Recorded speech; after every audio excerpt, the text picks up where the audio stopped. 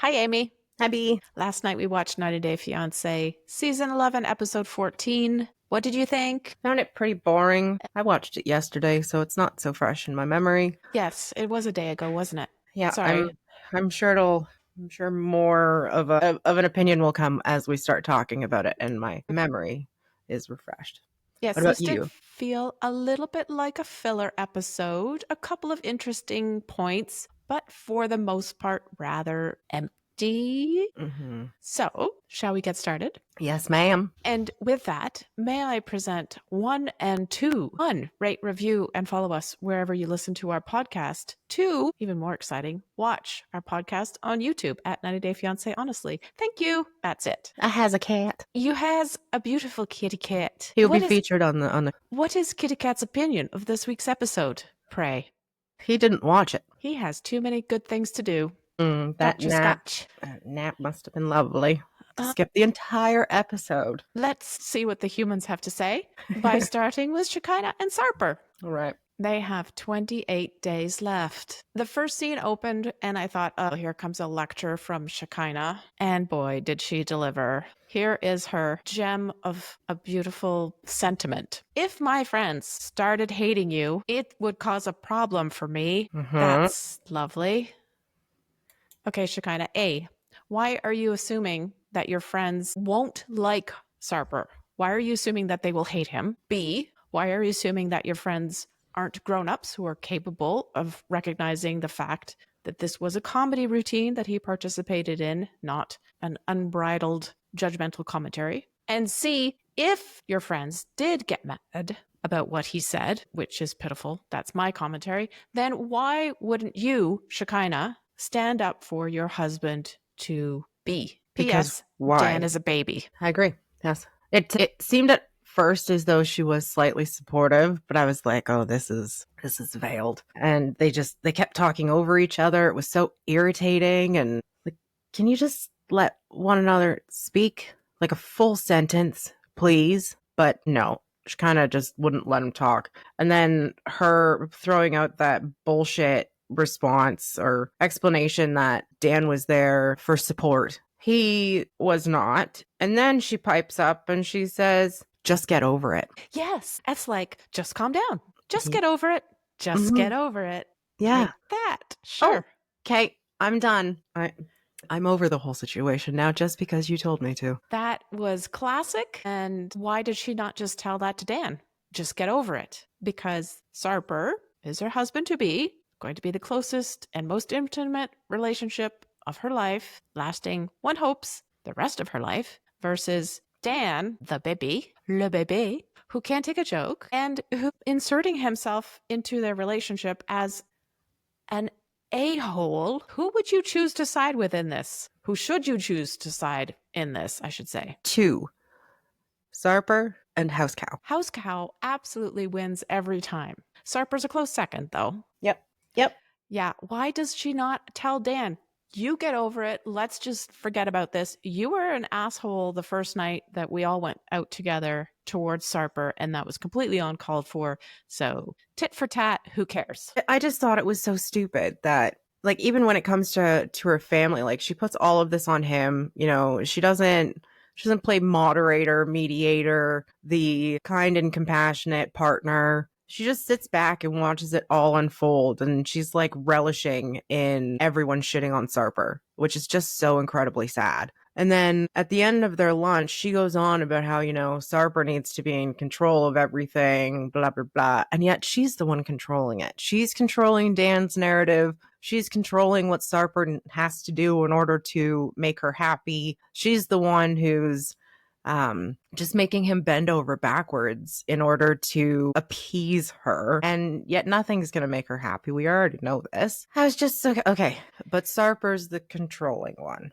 Of course he is. When was the last time he told you couldn't go to the beach? Excellent point. All right. Where is Shekinah's loyalty is what I want to know. And also, does she not understand the concept of marriage? No. Her loyalty is with her plastic surgeon. Fair point. Yes. Also, at this point, I was thinking Sarper should possibly reconsider marrying Shekinah, given that she's not on his side for this kind of small and insignificant moment in their lives, what does that say about when they actually have something that is going to be big and significant go wrong? Who is she going to side with then? All signs point to not Sarper, right? It's a fair point. Mm-hmm.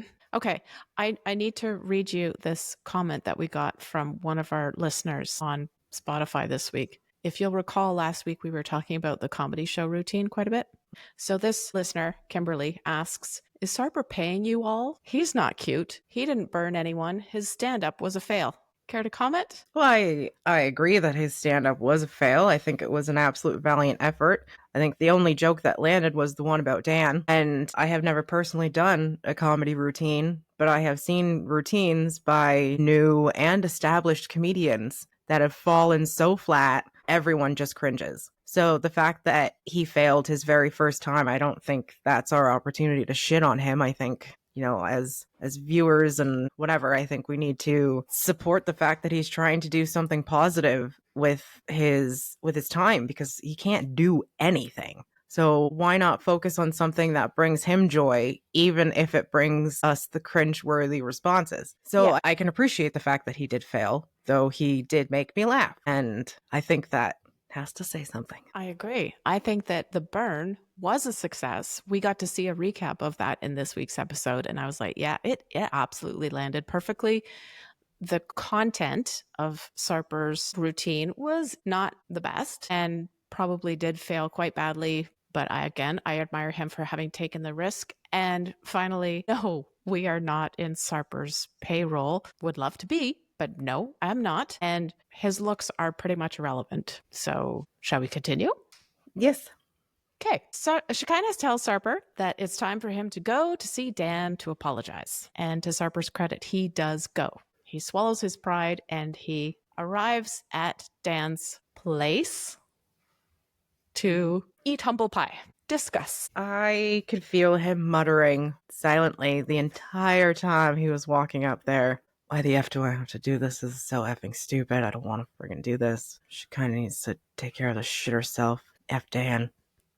F Yes. this guy. Yes. God effing damn it. He lives in a castle. So we must address the castle in the room because that was hilarious. On first watching it, I didn't suspect that anything was up. I was just like, why the hell does this guy live in a castle? What is this about? And then when you told me that today about what you've discovered, I changed my mind quite a bit. So why don't you go ahead and reveal the secret? Dan does not own this castle. Shock. This Horror.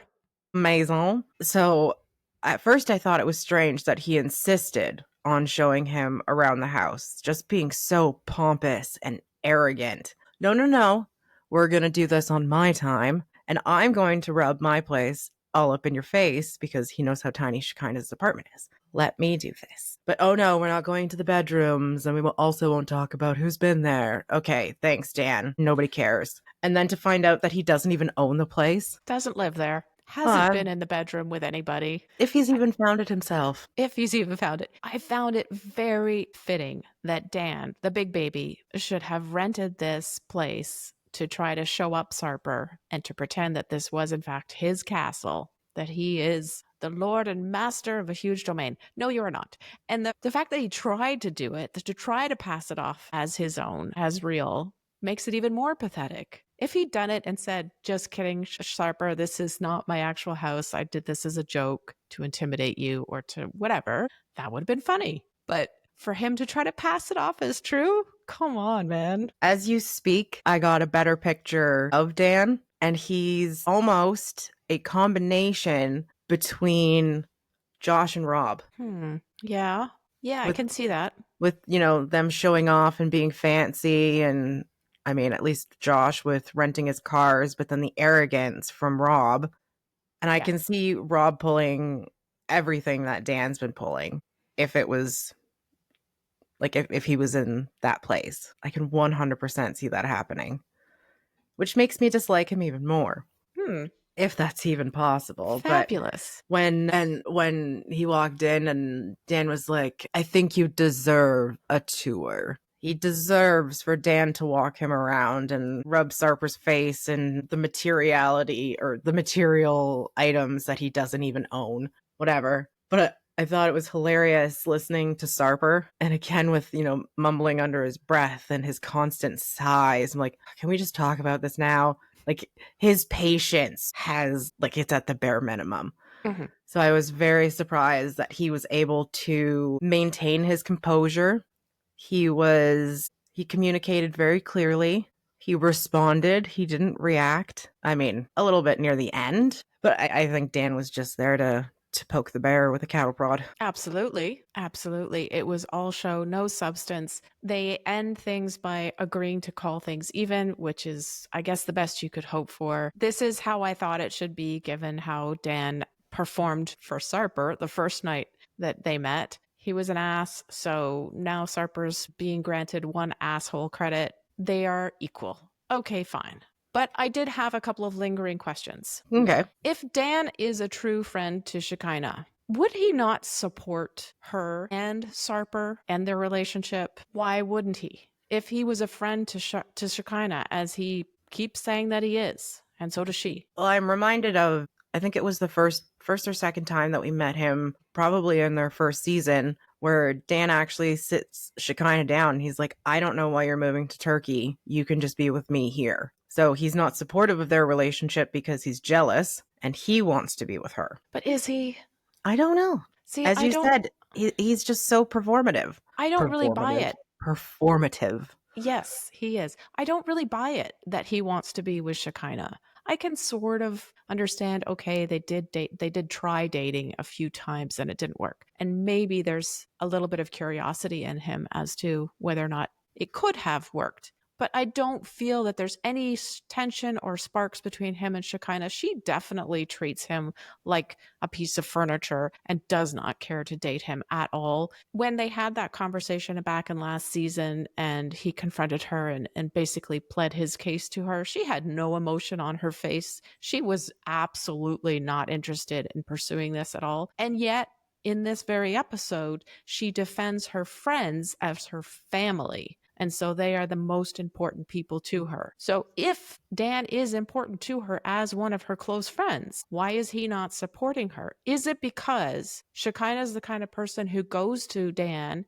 knowing how he feels about her and looking for that attention and feeling of admiration from him, goes and says, oh, Sarper's being so jerky, he's mean, he does this, he does that. And Dan has bought this idea that Sarper isn't the right person for Shekinah based on her painting of the picture of their relationship to Dan. So that's why he has this chip on his shoulder against Sarper. I can see that. Though he also made a comment that he's dated everyone in the friend group. Well, that was gross. So I wonder if that's him saying, I'm established here and all of the other guys that come in are completely and utterly disposable. I will be here for every woman in this friends group when you inevitably leave. And how many women are in the friends group, really? I have absolutely no idea. 2, 3. He's been with all of them. Oh my God. Every single one of them. I am getting tired of talking about Dan. Shall we move on? Yes, please. Okay, let's go to Stevi and Mahdi.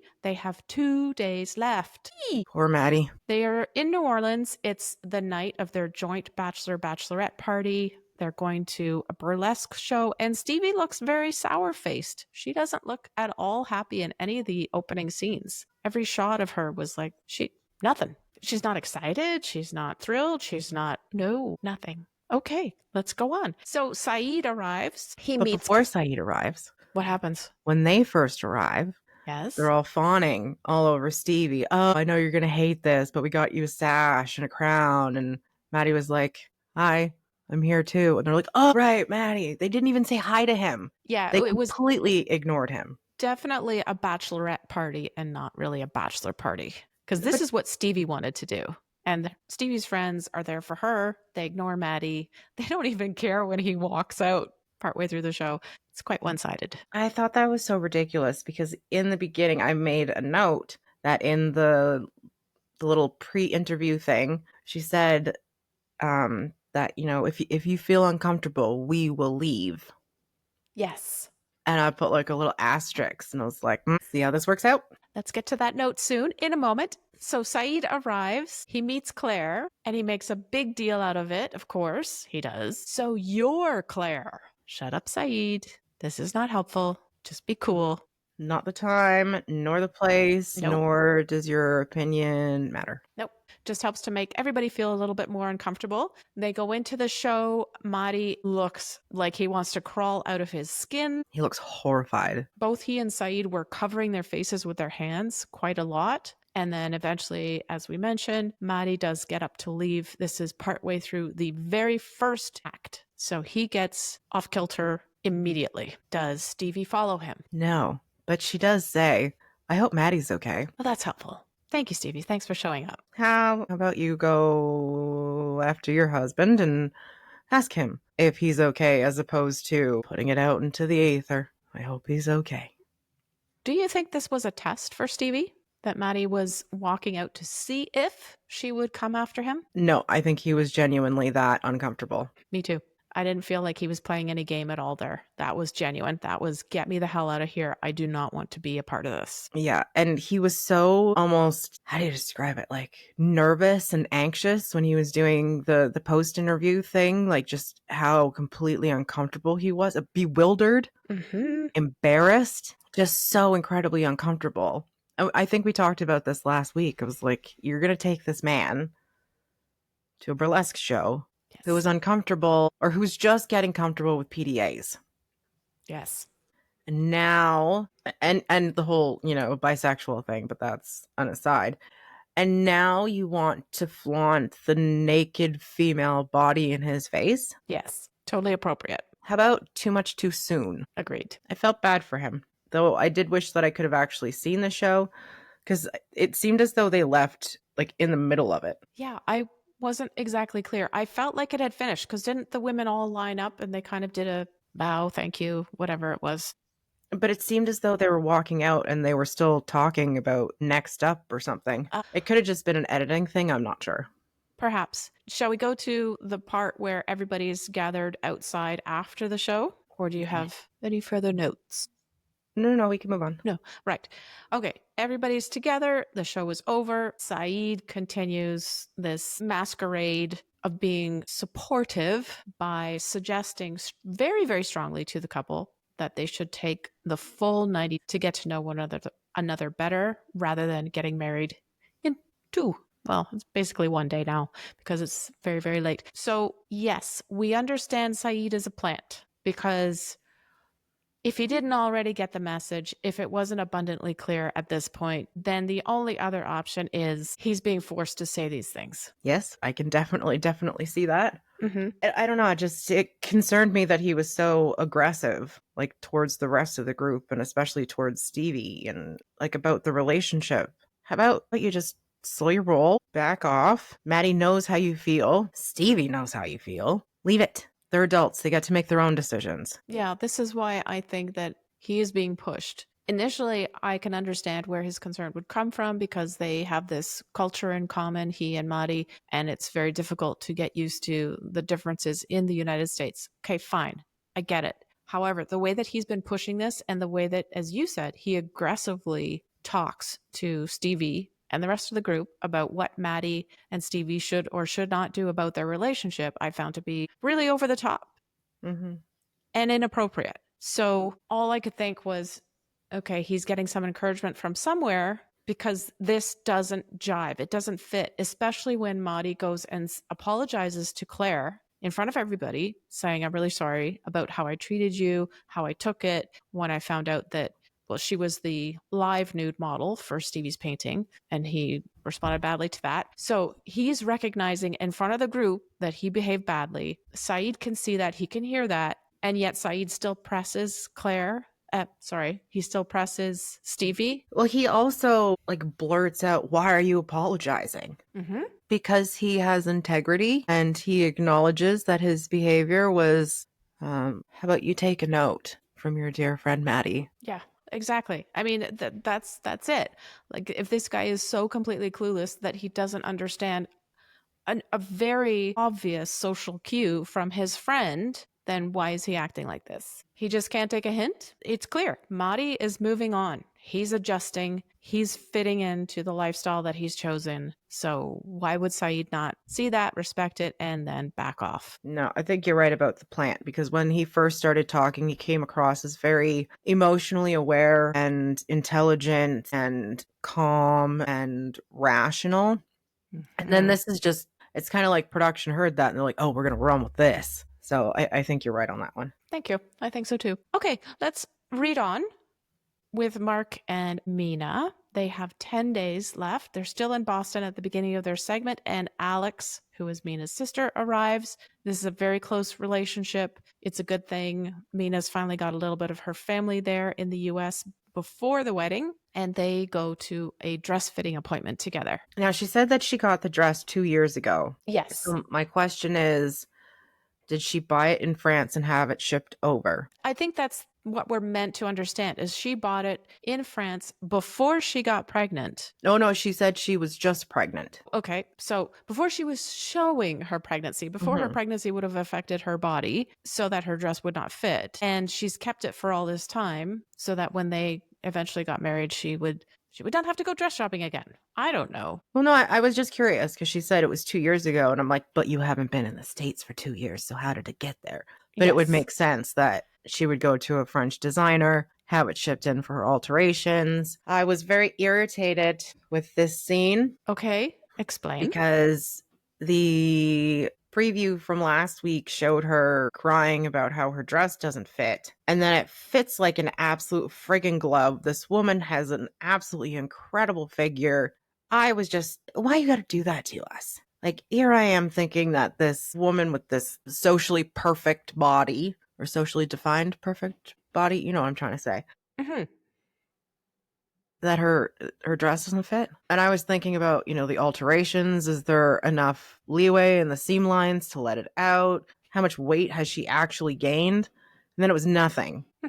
Like, why would you do that? That was useless. Anyway, she looked absolutely breathtaking. I love that her sister was there. The gifts from her sister, especially the little locket thing. Yeah, I wasn't sure what to call it. I was like, it's not exactly a cameo because that would just be a silhouette. And it's not a locket either because it doesn't close. It's just like this kind of brooch on a chain. Anyway. Okay. Yes. Thank you. You can't find the word either. I'm okay with that. I was like, pendulum. The amount of words that I ran through to not come up with anything was embarrassing. But I thought it was a tearjerker. It definitely brought tears to my eyes. You could definitely feel the emotion and the love between the two of them. I thought it was an absolutely beautiful scene. Really could have done without the whole drama about the dress fitting or not. That was just useless. Why don't you focus on the positives because that was so beautiful. Yeah.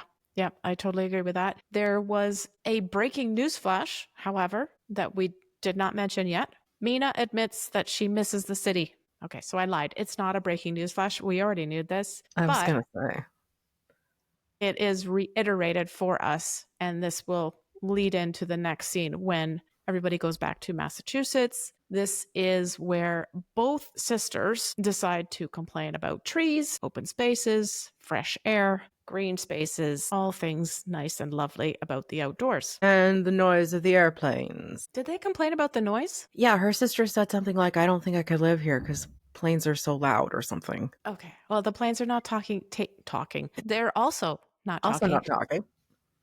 But the planes, I do not believe, are taking off the way that they would from a major airport every 2 minutes. It's once in a while when somebody feels like going somewhere. In any case, we find out that Mina has about a 6-month timeline for living in the country, after which she will likely demand to be transported to the city for city life. This isn't news, though, because she brought this up. I think it was like as soon as they landed. It was.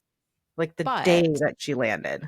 Yes. But at that point, we didn't know what the timeline was, or even if there was a timeline. Now it becomes much more clear. Yes, she did impose a timeline, and it is 6 months. So a move will shortly come into Mark's life, no doubt. Yeah. Well, where is he going to keep his plane? We've talked about this before. Yeah.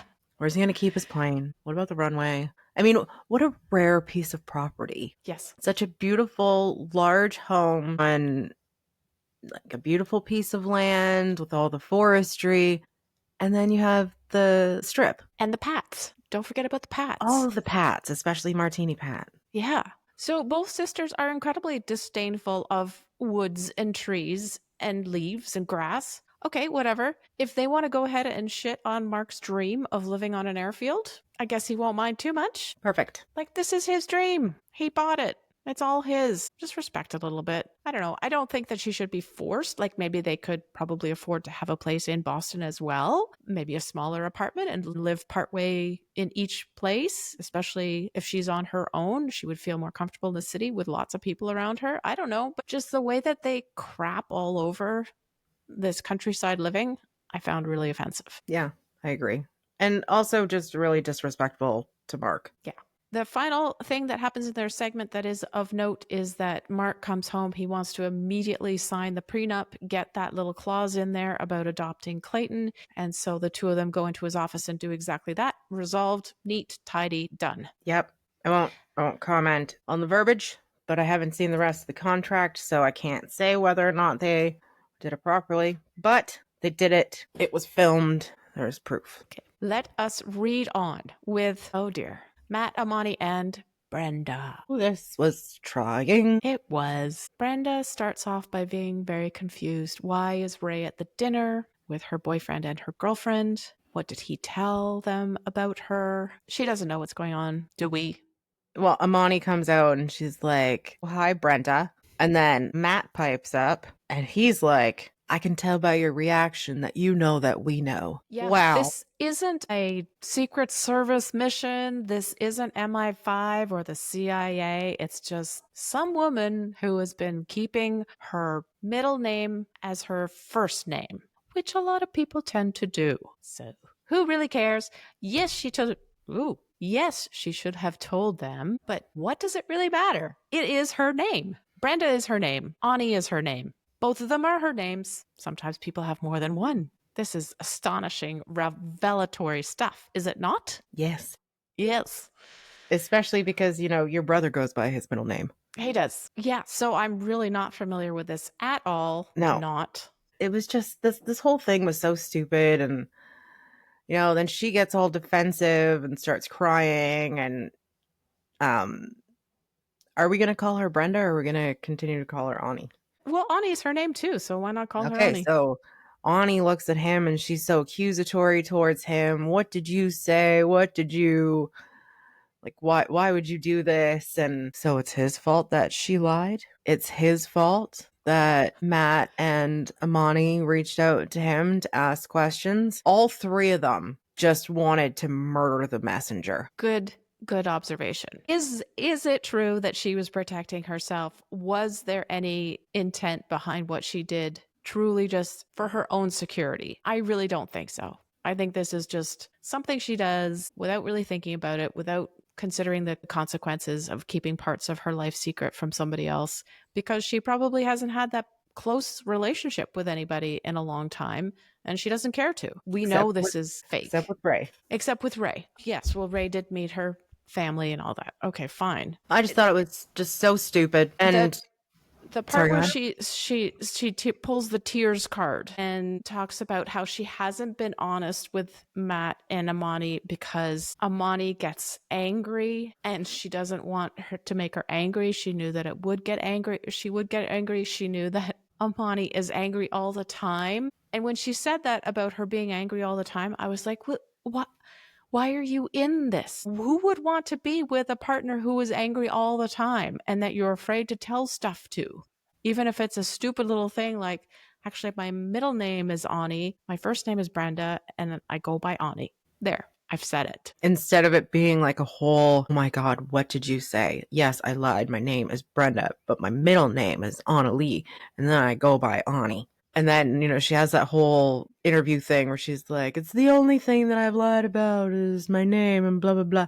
But we really didn't get to the root of why the money that Matt and Amani send to Ani is routed through Ray. And then we also skirted over the fact that Ray also started the paperwork for K1 for her. Isn't it lovely that we talk about the things that are important? Yes, exactly. Let's focus in on this completely insignificant detail, which is being blown way out of proportion for what reason? I don't know. makes no sense. And let's ignore the things that are actually interesting and that could cause a real problem in their relationship, if in fact the relationship was real, which it is not. The next funniest part about this segment was at the very end when Amani says she's going to hire a translator for her future conversations with Ani because obviously she's losing a lot of the content. Yes, that's the reason why you guys have had this disruption in your relationship, is because you don't have a translator. What? What kind of nonsense is this? You guys are all being deceitful. Like, Matt and Amani met with Ani's ex-boyfriend without telling her. They've been in contact with him without her knowing about it. Everybody's dishonest. It's so stupid. And Amani is just, she's so extra with her. You know, we're trying to get divorced to be with you. And you still might be married? What? And then Ray's like, well, maybe I got it wrong. They're like, oh, now you're changing the tune because she's right here. Well, maybe she just set the record straight. And let's be serious. You're not trying to get divorced right now. You haven't even started the paperwork. This is all just baloney. I don't want them on my screen anymore.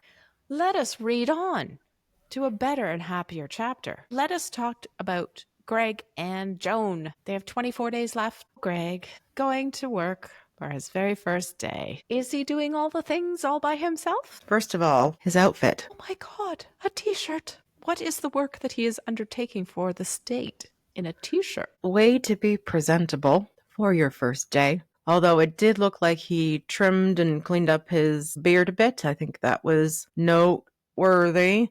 And then he has his mom and his Joan, I was going to say his wife, but Joan, puttering around packing his friggin' lunch. And Joan asks him if he wants chicken or sausage, and he's like, give me the chicken. There's no please. There's no thank you. And his mom is holding his lunch bag out as Joan is packing it. Like, this is pathetic. What a pathetic excuse for a man. What are you on about? This was stunning. This was stellar. This was a vision of a man going to his first day at the job for the state with chicken. This was terrific. No, I completely agree with you. It was pathetic. I doubt he even set his alarm by himself in the morning to go to work. Everybody's doing everything for him. Did he dress himself? I don't know. Maybe not. And then when he starts talking about his past work history, it becomes more and more clear, more and more evident that he has never been able to fully commit to a job, and very, very likely, like 99.99%, won't last in this one. He says that he's had adult jobs, but never a career. And then I laughed and I was like, what about that bakery? Haven't heard about that in a couple episodes. No, bakery idea has flown out the window. Great. Nobody gets sweat bread anymore. Well, we do like a good piece of sweat bread. Not to be confused with sweet breads. Whoa. Sweat breads. Okay, yum. I've been mispronouncing everything today. I need it to be clear. Then as Greg goes off on his lovely first day of work, Joan and Lucille are left alone in the house, and Joan needs a ride to the wedding dress shop where she is also getting a fitting done. So Lucille thinks, oh, wonderful, this is so lovely. I get a chance to bond with my daughter-in-law. We'll have this magical experience of trying on the dress and probably sipping the champagne, doing all the wedding dress things that I see on shows where they try on dresses. Always looks like a lot of fun. I don't object to any situation where somebody gives me a glass of champagne. I have never been offered a glass of champagne when I was going wedding dress shopping. Are you kidding? So it's not true? This doesn't happen?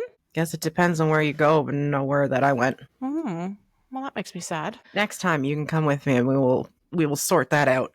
I will bring the Vev. All right, back to Lucille and Joan. So Lucille knows where Joan is going and what she's doing. She very much wants to participate, but Joan has other plans. She has already arranged for her family to join her at the fitting via video chat, and this is a family-only event. So Joan is excluding Lucille deliberately from this moment. Awful. Such poor taste. Bad move, Joan. Bad move. Not only is Lucille expected to taxi her around. Okay, I have a couple comments on that. So is she just supposed to drop her off and go home, and then the shop calls her to pick Joan up? I don't even know if Joan has a cell phone at this point. I'm assuming not just for dramatic sake. So she has to taxi her to and from. But even before they went, Lucille was in the middle of cooking. And Joan was like, oh, that smells really good. What is that? And she's like, whatever she was making. Well, I can almost smell that right now. That's weird. Anyway, so she interrupts her cooking to be like, can you take me now? Yes. It seemed very entitled. A little Not, bit. I mean, maybe they had that conversation a couple days ago where she's like, hey, can you take me on this day to get my dress altered? Yes, but I think it was the key. Or I think the key was in her words. I think she said, come with me. Will you come help me get my dress altered? Oh, did she use those words? I wrote it down as a quote, so I hope that I recorded it correctly. Okay. But Yeah, yet, she's going to use you as a taxi service. You're not welcome. You can't even sit in the corner of the room. I'll call you when I want to come home. You really want to piss off an Italian-American mother? Come on. the correct response is no, I believe. Yes, especially the mother who is housing you and feeding you and likely co-sponsored, if not sponsored, your visa. Yes. And this is how you want to repay her. You couldn't just say, I'm going to call my family on Zoom, but you're welcome to stay. No, I don't know what it was that Joan thought she was doing when she denied Lucille the right to participate in this event, but I thought it was very, very funny when Lucille then started muttering about revenge or payback. Yeah. So, yeah, God only knows what Lucille is planning for Joan's future and when this thing will happen. But the saddest thing about their segment was learning that Joan's family is not in fact coming to the wedding. They were not able to obtain visas. So this is it. She gets to plan this tiny little portion of her wedding with her family at the wedding dress fitting. And then presumably they'll be joining via video chat as well on the wedding day itself. So at this point, even though I had, as you had, felt that Joan was in the wrong to say no to Lucille, when I found out this news, I was like, okay, so that's why she did it. Because she wanted something really special and precious just for her and her sisters and mom, I think it was. Well, wouldn't that have been nice had she communicated that? She might have communicated that, but they decided not to give us that information so that it seemed kind of nasty. I think even if she had explained it to Lucille, Okay. she would still have been salty about it, but not nearly as salty. Fair enough. You know, and again, I just wanted to comment that Joan looked absolutely gorgeous in that dress. Just breathtaking. And yes, it's definitely sad that her family isn't going to be able to make it. But I was grateful that she explained why. How many times have we sat here and be like, but why? Like the whole Clayton thing, blaming it on the passport, that doesn't make any sense. But her saying that her family has been unable to get appointments at the embassy in order to get approved. That makes sense. Thank you for explaining that. But poor Lucille, raising the most self-sufficient man in the world and somehow ends up with an incredible woman like Joan. It's one of life's great mysteries. Yeah, I don't get it. Okay, let's ponder that. And in the meantime, move on to Shawn and Alliya, who only have 21 days. Alliya is also on video chat. She's talking to her mom, giving her a little bit of an update. And mom's advice to Alliya is to be completely honest with Shawn about everything that Aliyah's feeling, especially as concerns the gender reassignment surgery. In the meanwhile, Shawn is cutting his friend Stacy's hair. And he also hints that he and Alliya are not being intimate. Bit of a red flag there. He says that it's because of the way that she feels about herself right now. And I thought, okay, well, that's an interesting perspective because isn't the way she feels about herself right now also have a lot to do with the way that you're treating her right now and the things that you're saying, like bemoaning the loss of Douglas every 5 minutes and talking about how great he was and making negative comments about Alliya and her boisterous, outgoing personality, attention seeking. Sound familiar? Yes. And you know what else sounds familiar is him telling Alliya that he will be faithful as long as their sex life keeps up. Yeah. So now that their sex life isn't keeping up, Shawn's going to do what Shawn has to do. Because he is a man. When he didn't say that. No. I'm just filling in the blanks. When Shawn is talking to Stacy, about what they've been up to recently. He describes how they went to the plastic surgeon's office and that he got to play with breast implants. The way that he said that, it was almost as if he was saying, ooh, I was playing with chicken breasts and I didn't want to get salmonella. Just such disdain and disgust. Oh, been there, done that, never again. Yeah, it's worrisome. And then Stacy asks the question that we all want to know the answer to. Would you go through with a wedding today if you knew 100% that Alliya was going to go through complete gender reassignment to become a woman? Found his response to be really interesting. Yes. Do you care to elaborate on that? No, I thought you were going to say, and then he says, he basically said no, he wouldn't marry her. He ponders revoking the visa and, her going back and then reapplying. And I think it was at this time that I actually slapped my desk and I was like, bitch, what? You want to talk about revoking the visa despite the fact that you have already tried every other visa? Yeah. So you want to revoke it and then try again later? A, what's that going to do for your relationship? And B, do you honestly think that immigration is going to be like a happy couple? They weren't getting along and, now they've sorted it out. And yes, let's just let them in on, or let her in on the K1 after 4 failed attempts previously. The amount of money, the amount of time, the amount of effort that's involved in that, I think it's all garbage. I think he's just being dramatic. I think it's just so stupid. And how can you even utter those words out loud about revoking the visa after complaining for so long about the other visas that you applied to, about her being denied? And, we had that beautiful segment of her, being anxious about going to her interview at the embassy and what she was going to wear. And she was afraid of, being ostracized and judged. And it turned out to be absolutely beautiful. It just feels like he's shitting on everything and I don't like it. Yeah, his words are pretty reprehensible here. I did not like it. I don't know why we keep going back and forth between him doing nice things for Alliya, like the proposal with the pop star, trying all the visas, getting her to come to the US, and yet lamenting the loss of Douglas as if Alliya is not as good as Douglas, which is horrible, and yet threatening to revoke the visa. None of it makes sense to me. I don't know what's going on, and I feel very confused. I feel like I'm being gaslit. Yes. And don't forget that he also remade that adventure book or something that was all about Douglas, and then he made it all about Alliya. So does that actually add credence to the fact that he intends on revoking the visa and he actually doesn't want to move forward with this? No, it's all that stupid storyline that we've been talking about. Yeah. All right, let's move on. They go to the beach. Alliya says she'd like to start hormone replacement therapy right now. It's not hormone replacement, it's just hormone therapy, isn't it? I'm thinking of me.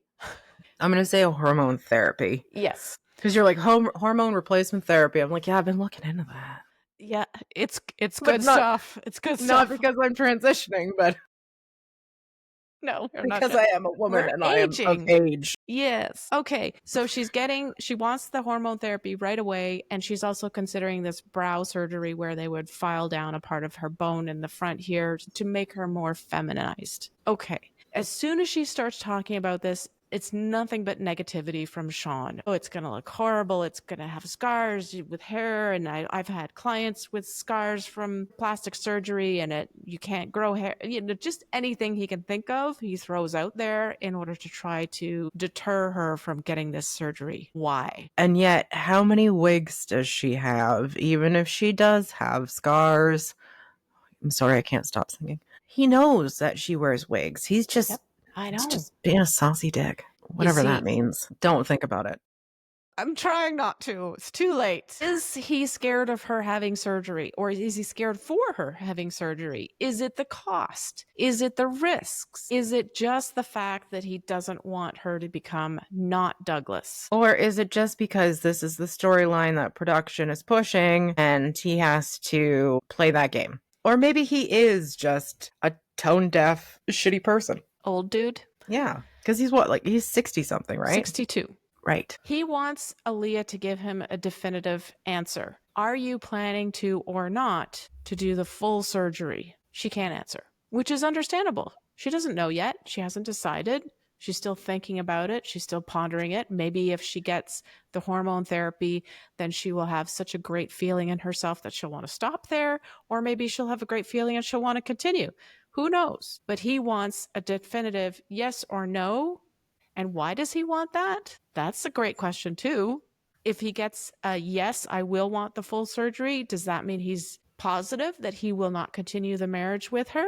If he gets a no, is he positive that he will continue and get married to her? Why is this so important to him? I think that there's just way too much undue pressure on her. Mm-hmm. She's already been through so much in the last 2 to 3 years. Give her space to become comfortable in herself. And again, with her going to the embassy, without being worried about what she's going to wear and what to do with her hair and whether or not they're going to misgender her or dead name her. Just let the woman exist, man. Let her come into her own, and she will. Mm-hmm. Give her time. Yeah. If she doesn't know right now, you can't push. What are you pushing for? Because if you can't wait another 6 months to a year to 2 years, calm down, sir. I don't know if that's in his lexicon. He leaves us on an awful note. Shawn says he doesn't know if their marriage would survive Alliya going through a full transition. This is alarming. You're breathing very heavily. I am. I just want to, is Alliya going to be there if and when you have a heart attack? Is she going to be there if you have a stroke? You know, when you fall, because he's getting older. Is she going to be there for you? Yes. Are you going to be there for her? Question mark. Well said. Wrapping up this week's episode, we did not get to see Jessica and Juan. But next week, I wanted to mention that we'll be recording our podcast on Thursday evening. So we will be quite late next week. Apologies for that. We will be seeing Joan at her bachelorette party next week. I'm very excited to see that. She's going to twerk. Good. Ani has one last chance. Sure. Whatever the last chance is, go for it. Prenup time comes for Shawn and Alliya. I think we saw that one coming. Jessica issues her ultimatum to It's me or the boat. I choose the boat. I do. For one, I choose the boat, but also I wonder how many boat owners have had this ultimatum given to them by their significant others. It's the boat or it's me. Hard choice. Saeed tries to convince Mahdi that he's making a big mistake. Great friendship. And finally, Shekinah and Sarper's wedding may be called off. I'm kind of interested in that. I honestly wonder if they're just going to go elope and everyone's just super pissed off about that. Mm-hmm. And they blame Sarper for it. And that's why he walks off. I mean, this is all given the preview. I don't think that they're going to call off the wedding. I hope that they do. But the fact that Sarper's still there, like if they were going to call off the wedding, he would have hoofed it right back to Turkey. Yeah. So that's my prediction. More smoke and mirrors, as per usual. And before we go, if you're enjoying the 90 Day Fiancé Honestly podcast, please subscribe to or give our show a follow. If you have an additional moment, please rate us and help other 90 Day fans to find our show. Thanks for listening. Thanks, everyone. See you next week.